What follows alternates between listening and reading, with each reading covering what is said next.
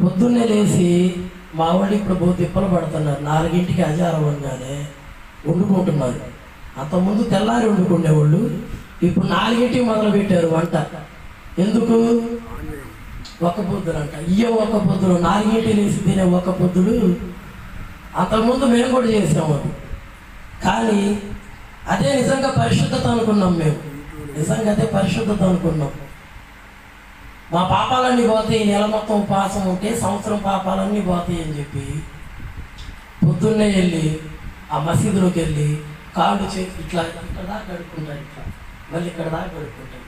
అది మళ్ళీ ఇట్లా తెచ్చి శుభ్రపరచుకోవటం, దేహాన్ని శుభ్రపరచుకోవటం.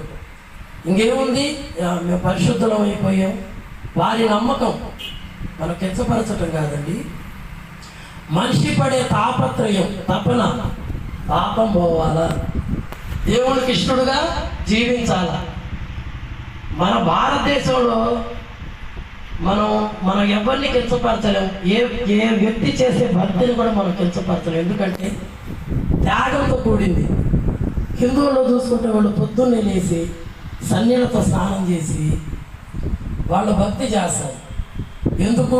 పాపం పోవాలని, పరిశుద్ధపరచబడాలని, మేము దేవునికి ఇష్టలుగా ఉండాలని చెప్పి ఎన్నో తిప్పులు పడుతున్నారు. అయితే మనం ఏ తిప్పులు పడాల్సిన అవసరం లేదు. మనం ఏమి చేయాల్సిన పని లేదు. మనం యేసు ప్రభువుని నమ్మి ఆయన నామంలో బాప్తిసం పొందితే చాలండి, మన పాపాలన్నీ తీసివేయబడతాయి.